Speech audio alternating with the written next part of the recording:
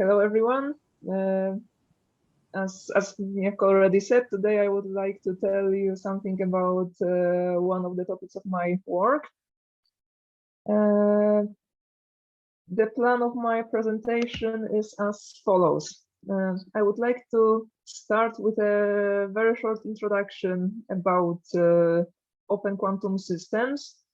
I will introduce briefly the mathematical formalism that is used by our group for describing quantum dynamics. Among others, there will be a notion of quantum channels, so a special type of mappings on quantum states. And I'll also show you a type of evolution equations called master equations, which are used to describe continuous time evolution of open quantum systems. Then I'll tell a few words about generalized polychannels. This is a special type of quantum channels that are relatively easy to analyze despite being able to describe an evolution of qubits, so a d-dimensional system with a finite dimension of the Hilbert space denoted by d. And for these channels, I'll show how the master equations look for both the Markovian semigroup, so evolution with no memory effects, and then a more complicated type of evolution that incorporates memory kernels. The main part of my talk is showing how the channel properties can be enhanced by introducing noise through memory kernels. In this part, I will talk about a capacity of quantum channel, so that its ability to reliably transfer information. Also, another measure of channel reliability, which is fidelity. And in the end, I'll show you how to preserve quantum entanglement by also introducing noise to the quantum evolution. In the end, I'll try to summarize the most important parts of the presentation and also list some open problems that are still to be analyzed in this regard. So whenever we talk about open quantum systems, we mean that there is a physical system that is of interest. So, for example, an atom or a group of molecules. And this system interacts with some external system, which is usually called the environment. It's important that there's an interaction between these two parts. If there would be no interaction, the system would be closed and everything will be relatively simple to analyze. So this interaction is important. Whenever a physical system interacts with an external environment, the changes of its states can be described via quantum channels. These are mappings that transform a state denoted by rho to some other state rho prime. And this transformation can be described as acting with a mapping lambda on the initial state rho. What is important, this map lambda to be a quantum channel has to be completely positive and trace preserving. Just quickly recall that complete positivity means that when we extend this lambda by a d-dimensional identity and act on a bipartite state, then this always has to be positive. A special kind of quantum channels called quantum dynamical maps is used to describe time evolution of open quantum systems. So this time, instead of going from rho to some rho prime, we go from the initial state rho to a state that is time dependent.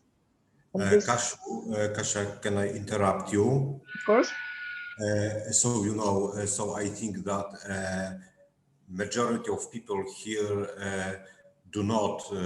majority does not every day with this with quantum states. So maybe explain what mathematical object like quantum states and why mappings between quantum states has to be CPTP maps, because you know you assume that it is a common knowledge, but you know maybe not in this here in our center. Yes, not everyone is maybe familiar, so it maybe could be valuable to make a wider introduction.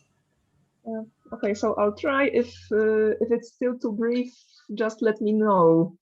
Unfortunately, I don't have anything prepared for like a slide, but I'll try. So this quantum state rho. So what we mean is that we have an set of operators that act on the Hilbert space. Because if we have pure quantum states, then they are usually represented by vectors. So we would have, for example, psi that comes from the Hilbert space, and this would be our state. But here we work with not only with pure states, but also with mixed states. So a mixed state is this rho, and it transforms vector states into vector states. So acts from the Hilbert space to itself, and these operators rho to describe quantum states, they have to be positive and preserve. I'm sorry, and the trace has to be 1. And now, because we want both this state rho and rho prime to be valid quantum states, then the condition for rho prime to be a state implies specific conditions onto the quantum channel lambda.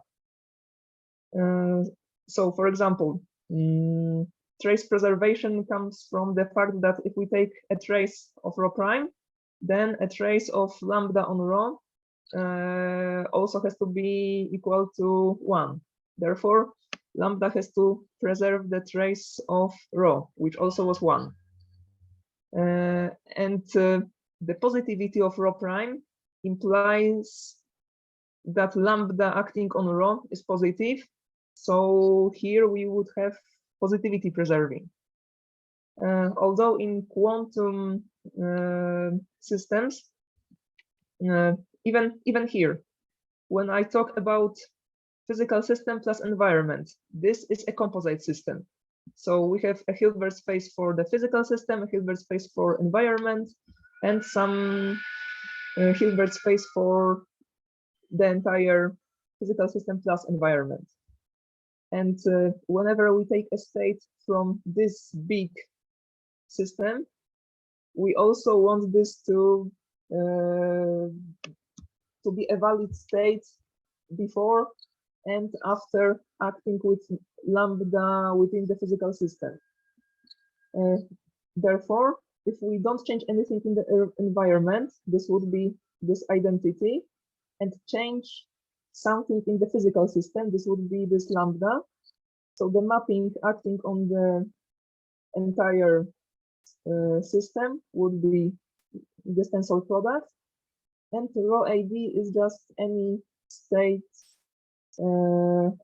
of the total system, and this also has to be positive. So these are all the conditions that we impose on the states that then are transferred to the conditions for mappings between quantum states.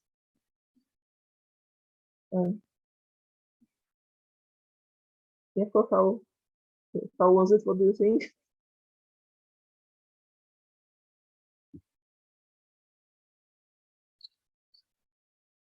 Okay, no feedback. So let me just move on. If there is anything anyone is free to ask.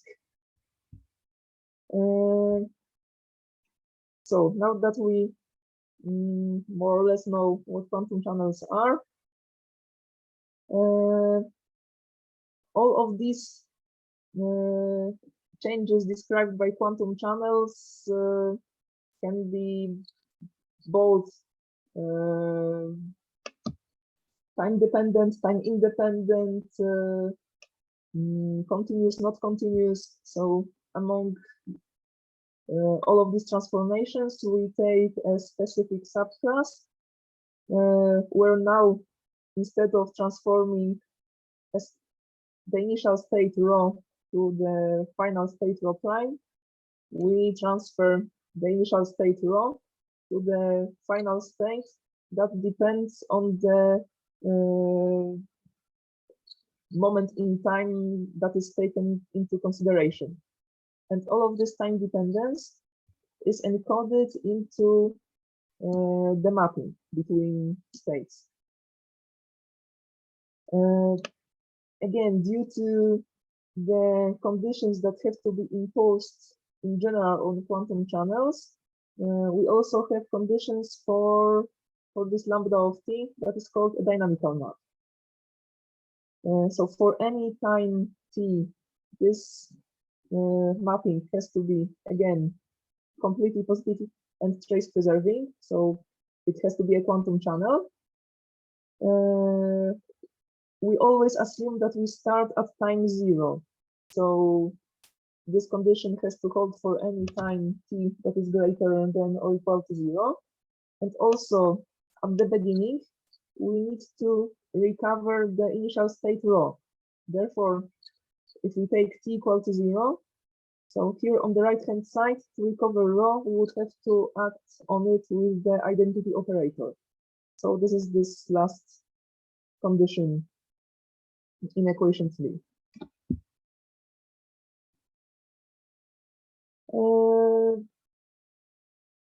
To describe the changes in the physical system, we need to know how the dynamical maps change.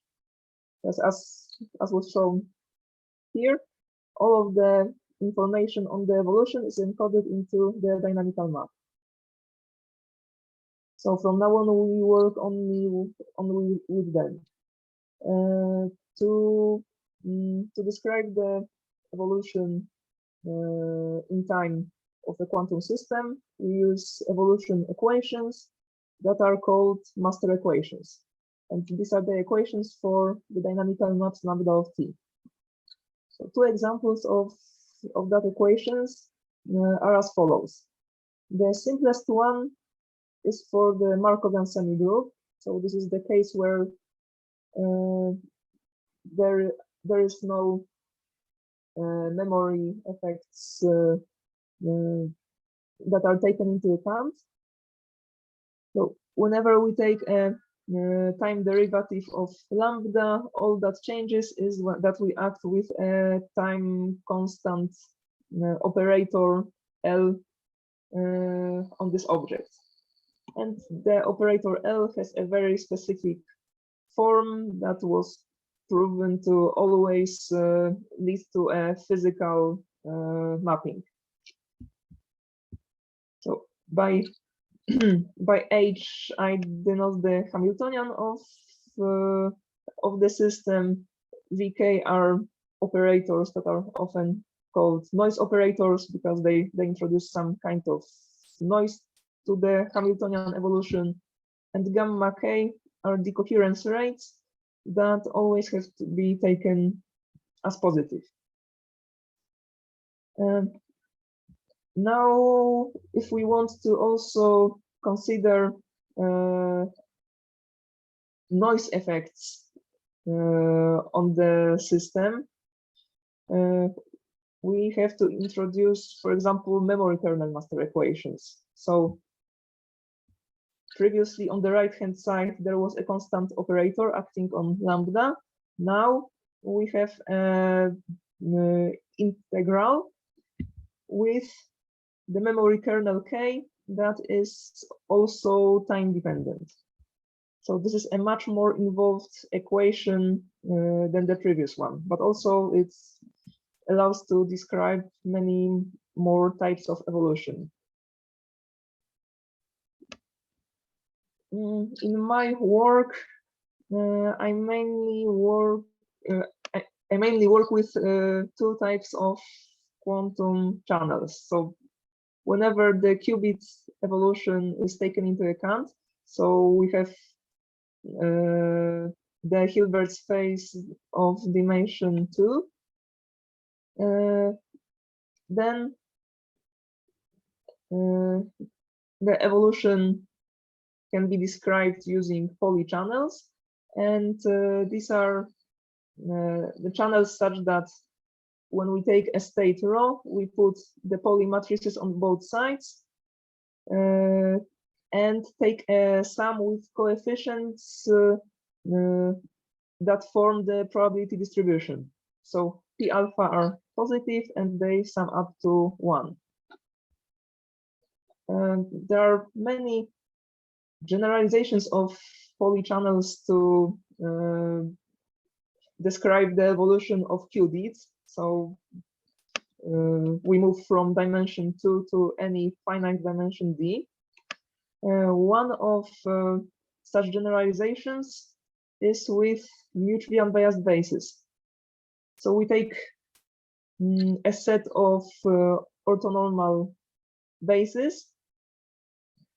So here we have the condition for orthonormality, and then the additional condition is that if we take an element of one basis and any element of the other basis, then module squared of this inner product is always constant.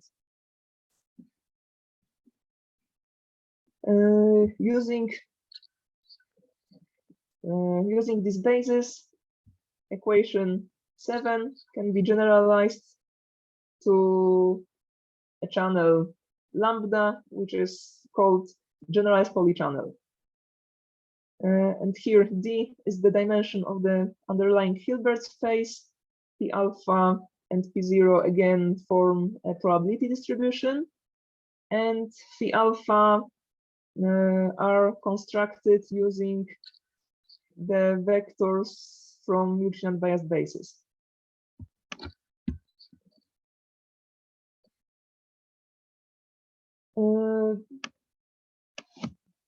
So I showed you what general master equations look like. Now let's see how these general equations reduce for a specific type of mappings. So for generalized polychannels, if we are talking about the evolution without memory, then we take the master equation with a constant generator, and this generator is defined using the mapping in which we have the vectors for mutually unbiased basis. So this is time independent. And also we have the coherence rates gamma alpha. When we go to the evolution with memory, to the memory kernel master equations, for this specific type of channels, the memory kernel has a relatively simple form, because as you can see, the only difference between K and L is these coefficients here. So K alpha of T instead of gamma alpha. And all the time dependence of the memory kernel is encoded into D+1 functions, real functions even. That's why analysis of this particular type of channels is relatively simple. The question that I asked in this presentation is how we can enhance specific properties of generalized Pauli channels by introducing non-local memory effects. In other words, assume that first we have a memoryless evolution, which is this part, and then we add some memory kernel that is non-local, so it doesn't have the part that is proportional to the Dirac delta function. Both evolutions given by L and K are physical. The evolution given by the sum is also physical. And now I am about to show you that adding this additional term K of t may result in obtaining special properties of the channel that are better than if you would only take the evolution given by a constant generator.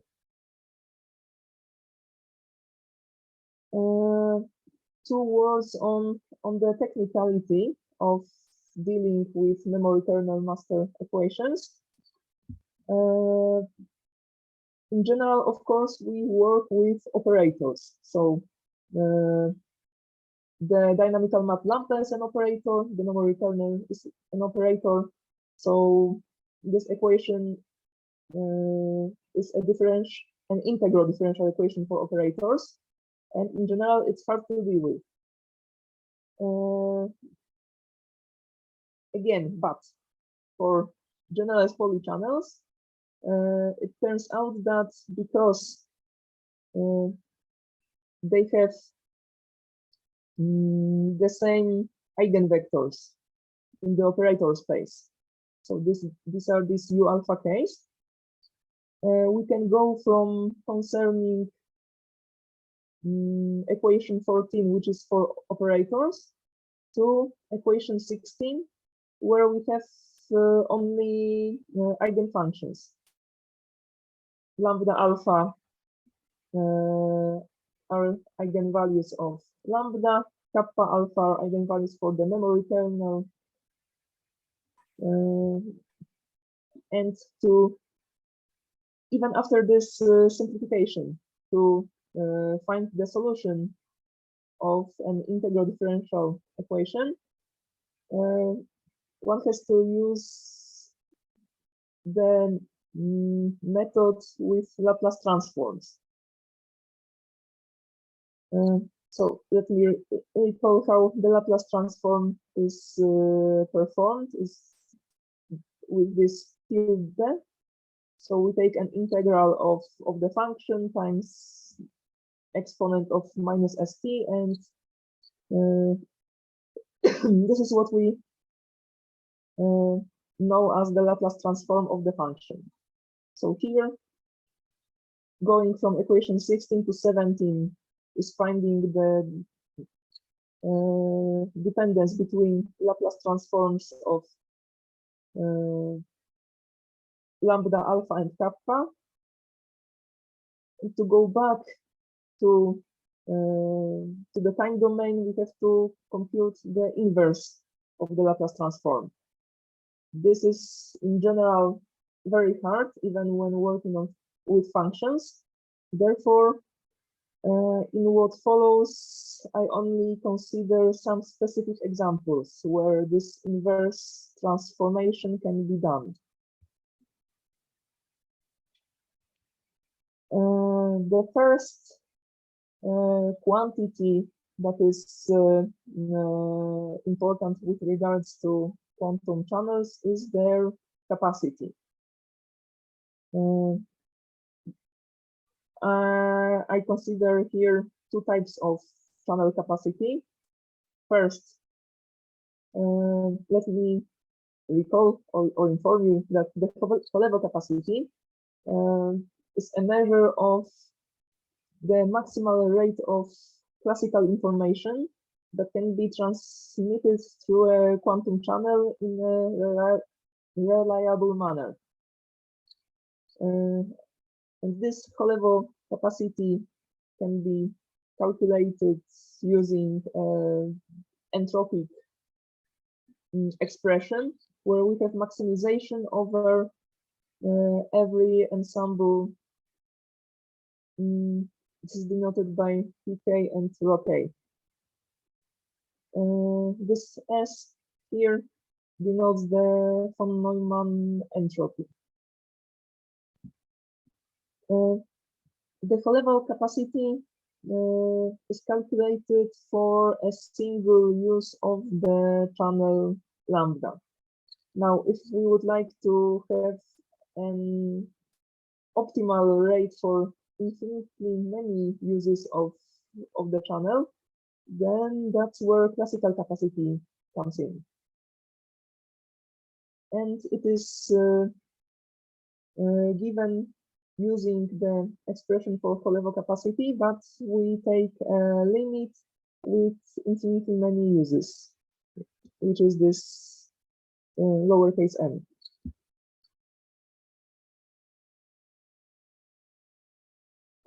In general, classical capacity of the channel cannot be analytically computed. However, in very special cases, we are able to find analytical formulas.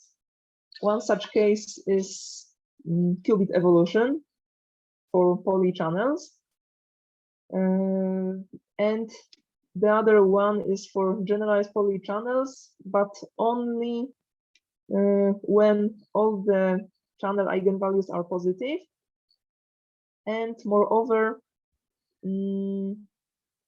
d from among d+1 different eigenvalues have to be the same. So this is the second case where classical capacity can be analytically calculated.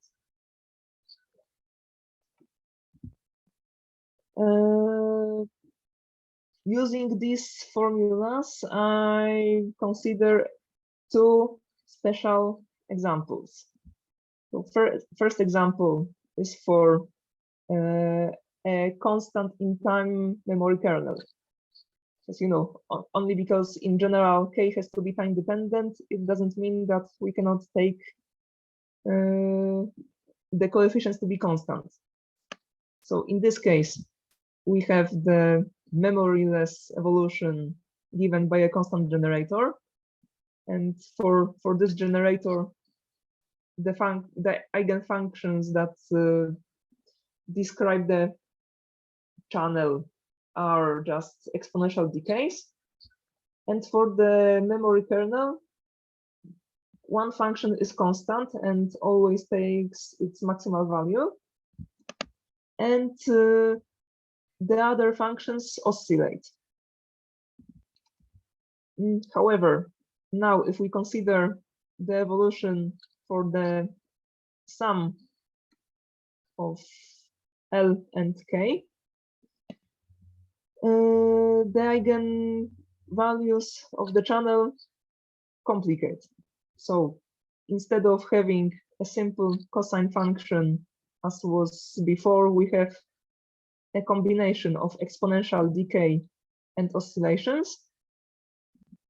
And this function that was previously constant, now it is the same as for the constant generator. So now, if we want to calculate the classical capacity, it would be a maximum over two functions, because we have two distinct formulas for eigenvalues. These functions are given with respect to a single eigenvalue each, and also one of C alphas is the classical capacity, for the memoryless evolution. So calculating this maximum, we ask, is this capacity equal to the capacity that we had only for the Markovian generator, so no change, or does this capacity increase? Then it would be given by this other formula for eigenvalues lambda 1 and lambda 2. It turns out that in specific time intervals, we actually have an increase. So the capacity for memoryless evolution is this green line. And the function C1 is this red line, is oscillations with decay. So the capacity would look as follows. First, this dashed green line corresponding to the capacity of the memoryless evolution is higher, so this is the capacity, but then the function C1 is greater than C3. So here the capacity for the mixture of time constant generator and non-local memory kernel is indeed greater. So we enhanced the property of the channel between the time, well, more or less t equal to 1 second to 2.2 seconds. Then again, in this interval and so on, but the increase is less and less visible due to the exponential decay. Analogical behavior can be observed for qubits when we take a kernel that is exponentially decaying. So now we not only have omega squared in here, but also e to the power minus zt with a new constant, positive constant z. This time, the corresponding dynamical map is more complicated. Again, one eigenvalue doesn't change, but the other eigenvalues are no longer simple oscillations, but also oscillations with exponential decay. And then by adding to this the time independent generator, we complicate it even more, as both this constant parameter p that was here changes to r, that is now also dependent on the decoherence rate gamma coming from this generator. Also, the exponential decay is now faster, and we have a different phase under the cosine function.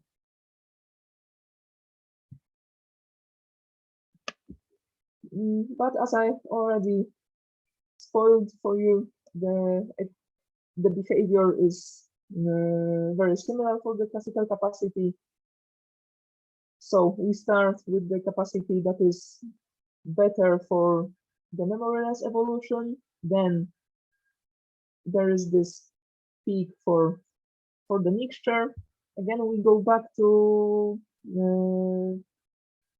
memoryless evolution, another peak, and so on. But this also note that this peak is smaller than it was for the kernel that was constant. Earlier, I was talking about the evolution of qubits in why I use generalized Pauli channels. So not to only consider qubit evolution. Now let's just move to the dimension d equal to 3. The generator and memory kernel are taken in the analogical form as for qubits. What differs is the formula for the classical capacity. So now we also have the dependence on the dimension d.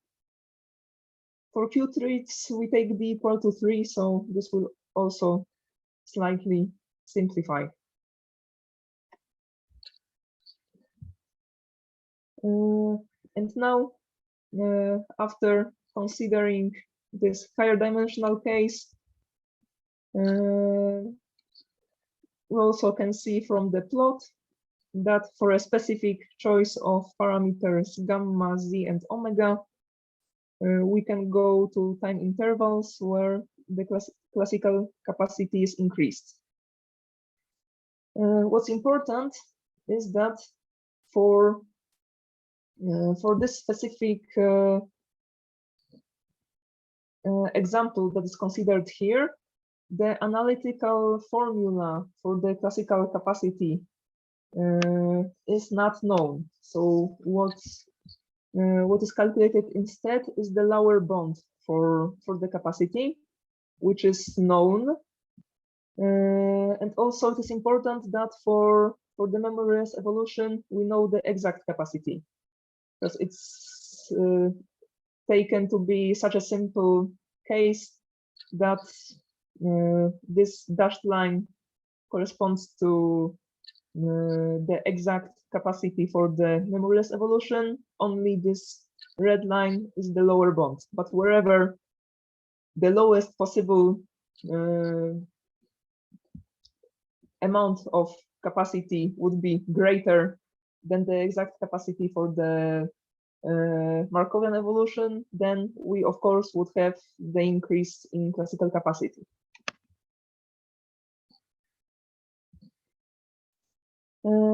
Okay, so now we move to another measure that is used for quantum channels. It's called channel fidelity. In general, fidelity can be defined for two quantum states, and it is a measure of distance between two states. So also it tells us about the distinguishability between a state rho and sigma. And the formula for fidelity is given using the trace of a square root. So the general formula is relatively complex. So again, we have to take some special cases in order to simplify that. Therefore, instead of considering mixed states, let's move to calculating minimal and maximal fidelity for channels using pure states. To have a fidelity for channels, we calculate f between the initial states and the output state of the channel. And for minimal and maximal channel fidelity, formula 28 simplifies so that we have no longer to calculate a trace over a square root.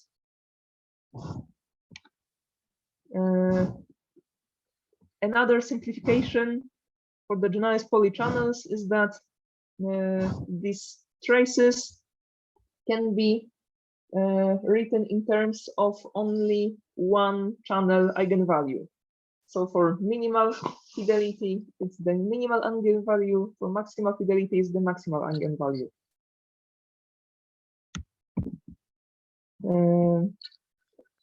And using these two quantities, we can check how much a quantum channel changes the initial state.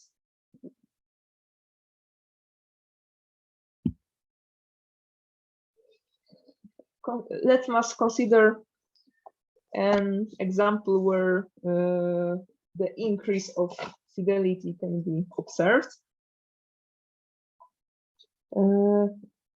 This time, for the memoryless evolution, we have no sum in the generator. So there is just one term taken. That's why one of the eigenvalues now is constant and the other three change in time. It's important that we couldn't take this simple formula for the generator in the case of classical capacity, because then the capacity would correspond to the greatest eigenvalue, which is 1. And it's also 1 for the mixture, therefore we would have no increase. But it's not a problem for minimal channel fidelity. It will be for maximal. Analogically to the formula for memoryless evolution, we take the noise where the operator term is the same, but the function is different. In here, in terms of the evolution, we have one eigenvalue that doesn't change and 3 that change exponentially oscillating.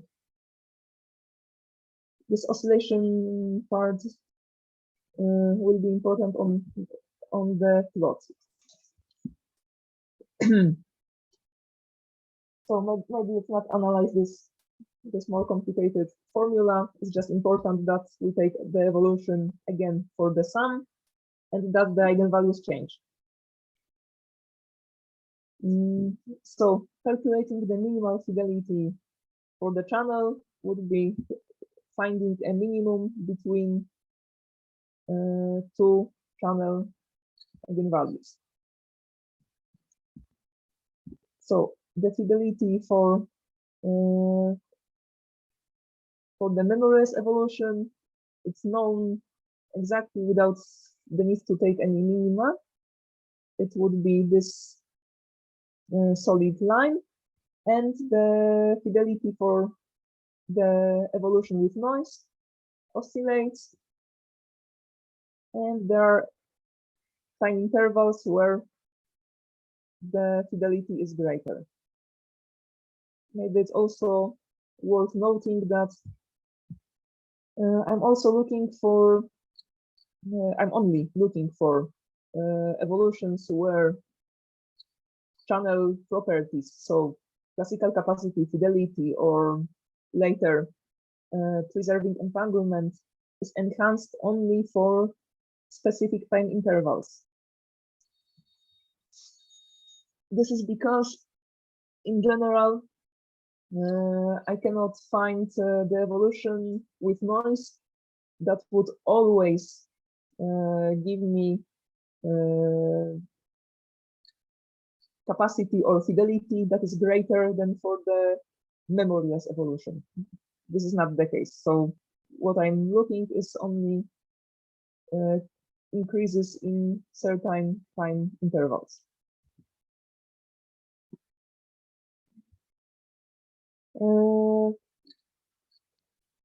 The final channel property that I would like to show you is the ability to preserve entanglement of a certain state.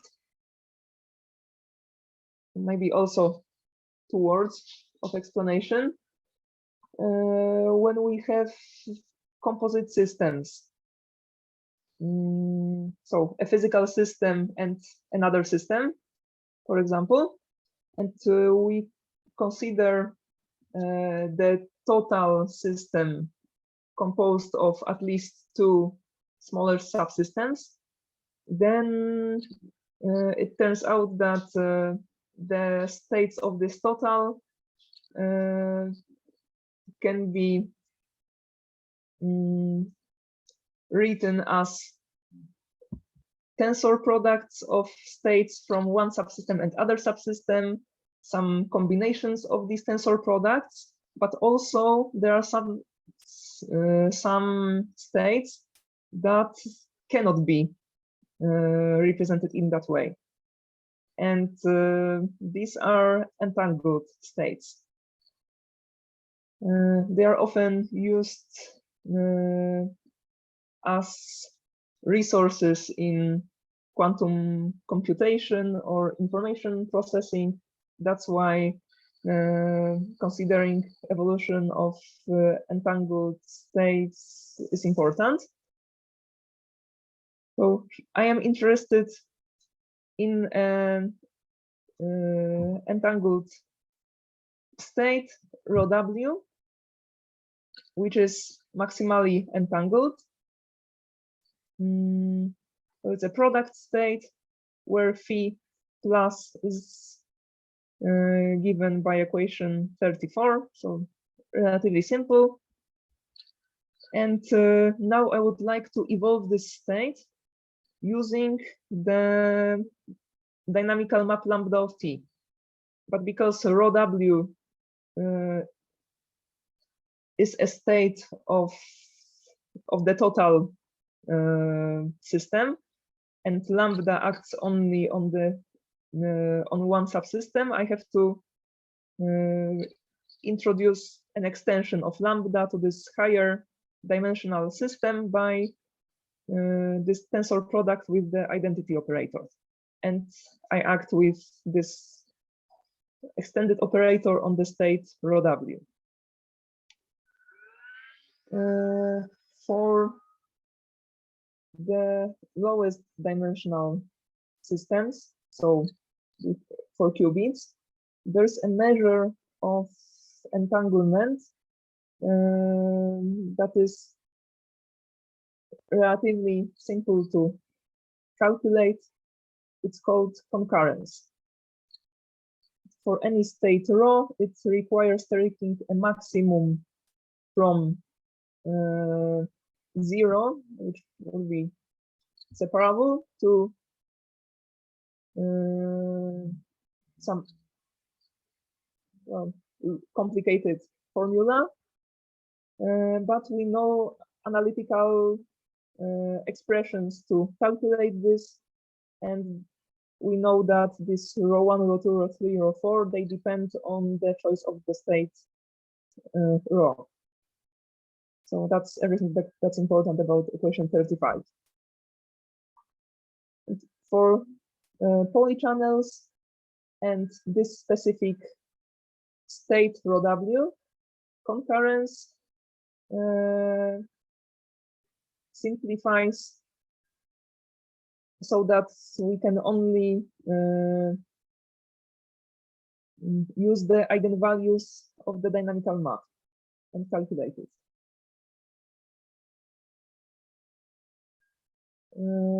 So this is the formula that will be used for qubit evolution with exponentially decaying memory kernels that correspond to the noise. So we take the memoryless evolution, where the eigenfunctions are exponential decays, and concurrence is taking a maximum over 0 and a relatively simple expression. Then this memoryless evolution is extended with the noise with exponentially decaying memory kernel, and the evolution that is a combination of the kernel k of t and the memoryless evolution. Here we calculate the concurrence, and it turns out that here is not only exponential decay, but also there are some oscillations. So here's a module. It's important because concurrence has to be positive.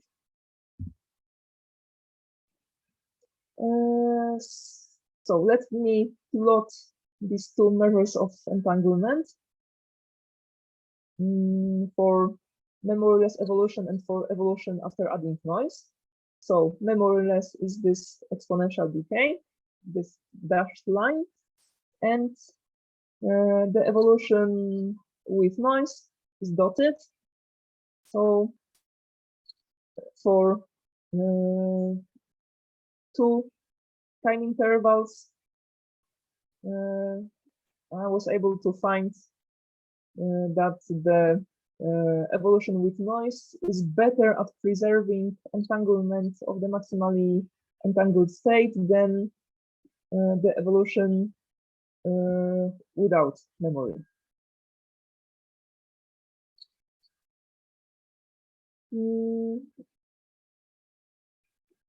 The same calculations, okay, not the same calculations, the same state can be taken for higher dimensional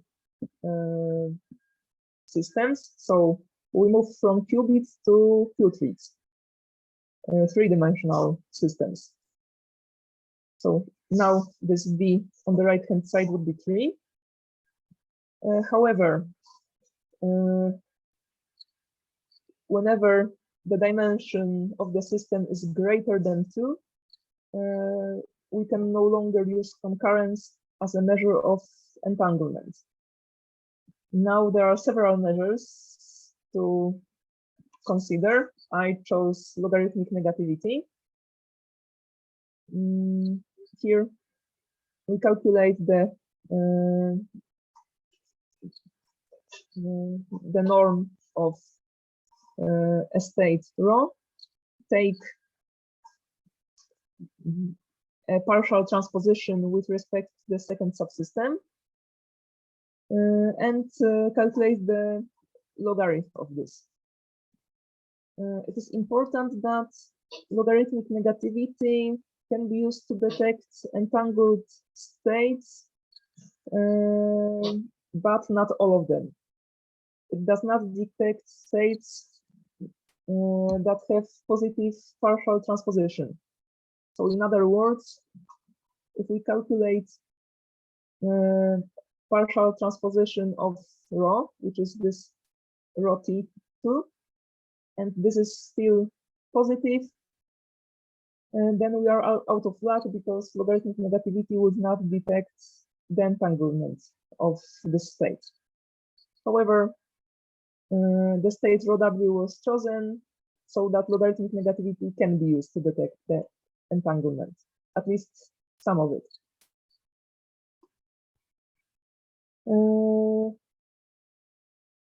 So let us consider a very similar situation to the evolution for concurrence. The only difference is that now we have in the generator a sum up to 4, a slightly different coefficient in front of L, which is also not that important because it only divides a constant decoherence rate gamma. The kernel is taken to be with exactly the same function that is exponentially decaying.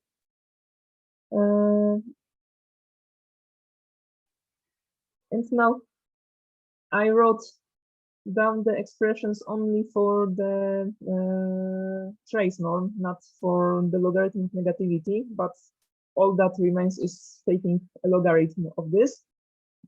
So for the evolution with no memory, we can get either 1 or the expression in which there is an exponential decay, depending on this coefficient gamma. And for the evolution with noise, we can obtain either 1 or an expression where there's both exponential decay and oscillations. And in these oscillations, we have another parameter B, and it depends only on the noise function that is present in this memory kernel.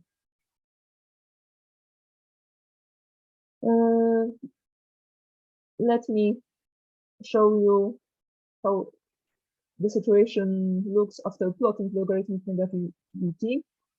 Okay, I forgot to remove this solid line, so it is not important. What's important is the dashed line that corresponds to the evolution with a constant generator, and this dotted line that gives the logarithmic negativity for the evolution with noise. For this specific choice of parameters, there is an increase. Well, maybe it is relatively small, or the scale could be chosen better.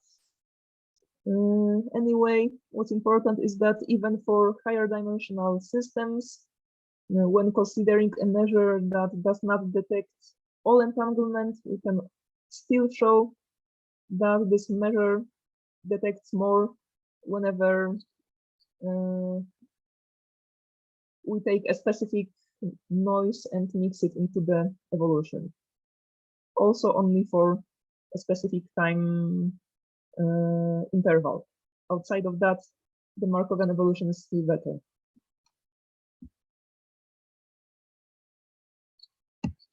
So to summarize, the most important things that I wanted to tell you, that I wanted you to remember, is as follows. When we consider an evolution of open quantum systems, it may turn out that the evolution with more noise, so more disturbance between the sender and receiver of information, such evolution can produce certain properties of channels that that don't have to be worse because of adding this noise. In this specific presentation, the noise effects were included by showing evolution with memory kernels. So all the noise part was this memory kernel K of t. And it was shown that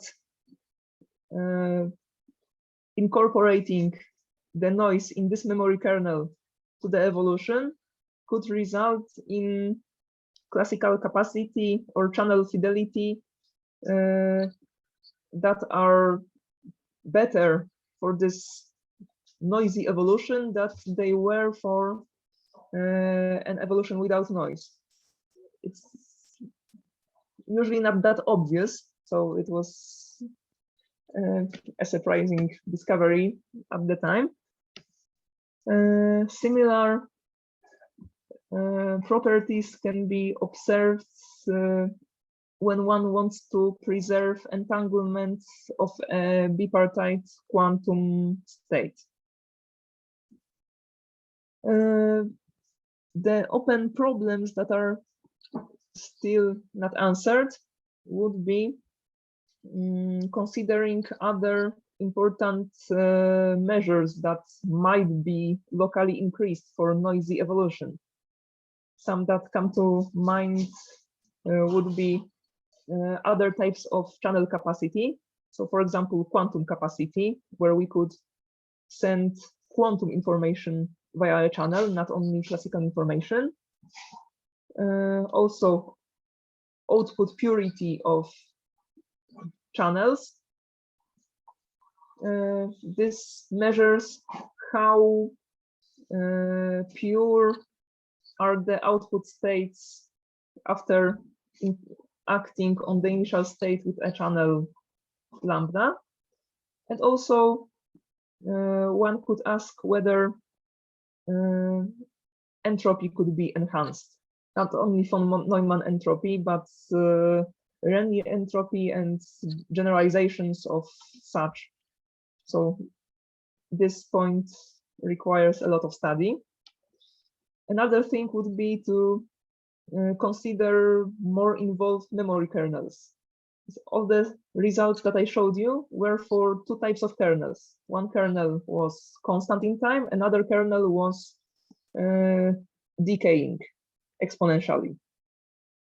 So, for example, the question would be what happens if the kernel oscillates, or if it's a sum, not only a single term, and so on.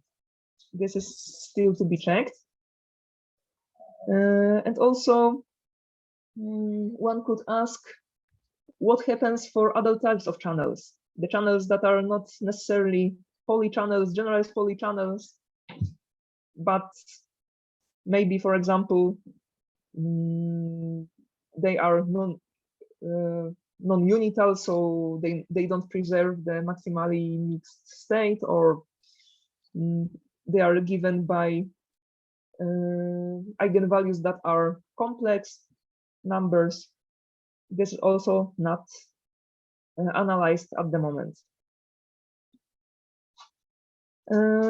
I based the presentation on my earlier works, among others, also on joint work with Darek Kruściński, Anita Vera, and Arpan Das.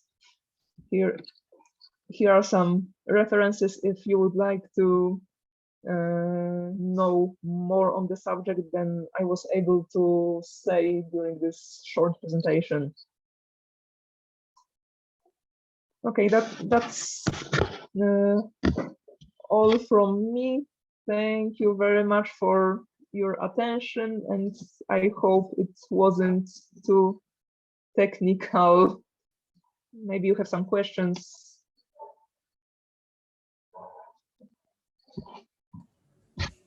Okay, thank you, Kasia, for your talk. And now, okay, I felt somehow that maybe introduction was sometimes not sufficient, but still maybe you have some questions, and Kasia is ready to answer now any of your questions, so please ask.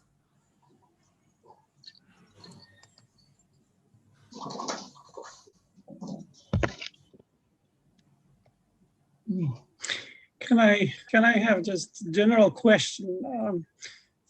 This idea that fidelity can be can increase in time is very interesting. Now the question is, can that be verified in any way on the real systems? You mean experimentally?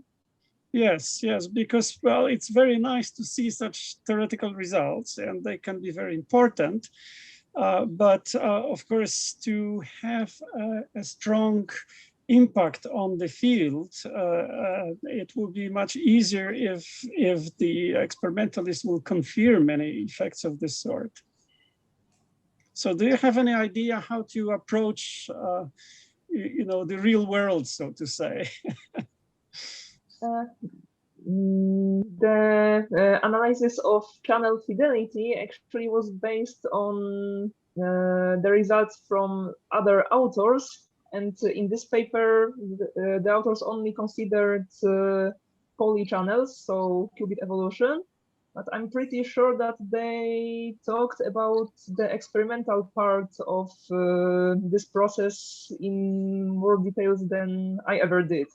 So if you would be interested in seeing that, I could find the reference and maybe post it on chat. Well, we have a number of very good people in quantum optics in our own institute. So the question is, can they, because showing that will be a real big achievement, quite important thing. So the question is, can you somehow convince our quantum opticians that this is something worth trying or thinking about? Oh my, maybe not convince. That I guess that would be hard. Well, at least you can try. Well, I guess it's important that the evolutions that are considered for fidelity, so the memoryless and evolution and noise, they are both physical evolutions. So that's something that can be generated in laboratory, and then the evolution that corresponds to a sum of two physical kernels is also physical and also can be shown in laboratory. So that's a good thing for experimentalists. I also remember a paper where it was said on both theoretical and experimental level where two generators of evolution can be added. So what are the conditions that have to be imposed on two environments, well, two physical systems, one environment, one system, where this can be done. So that would be another point in the direction of what to do with the generators that are shown in here. But I'm afraid I cannot go more beyond that as a theoretical physicist. I know, but I mean, maybe a good idea is just to meet with these guys and talk with them and say, okay, I mean, this is an interesting effect that we see here in our theoretical considerations. And well, do you have any idea how to do it? Probably it won't be easy. That's the usual thing. A long time ago when I was involved in things like that, and this was end of 80s, I talked with Alan Aspect about some idea on this double Mach-Zehnder experiments, and he just got upset. He said, well, theoreticians come with all kinds of ideas and it's so hard to really make the measurements. But you know, a few years later, people started to do things like that. So that was a good idea. It's just that it's very hard to convince experimentalists that this is something to work on. But well, we have to try. We have the same thing actually frequently when we do theoretical models of what happens with neurons, and they are so far from real measurements, so to say, especially at the molecular level, that people working on this level don't want to talk to us. And I think the most interesting thing is to show that there is this coupling with the real world somehow. So that's just a general remark. Well, thank you. Thank you. No, my comment also to this question would be that if you average over short time scales, you generally always will obtain a Markov evolution with no memory effects. In physical natural systems, this scales when you see somehow of information backflow, that parts of an environment works as memory registers. Yes, so you see that distinguishable of states growth should fall down on average, yes, but locally in time could grow. But I think that to see these effects, we have to work in very short time scales, and it could be a problem. And but how relate to show where is this interesting time scale for real quantum system, it would be nice to know to estimate this time scales. Okay, so this is my comment here.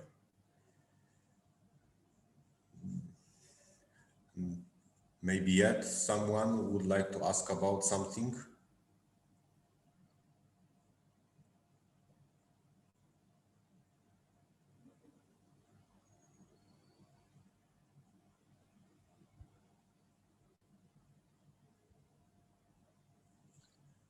So if there are no other questions, thank you for your attention. Thank you for your questions. And the next seminar will be for 4 weeks.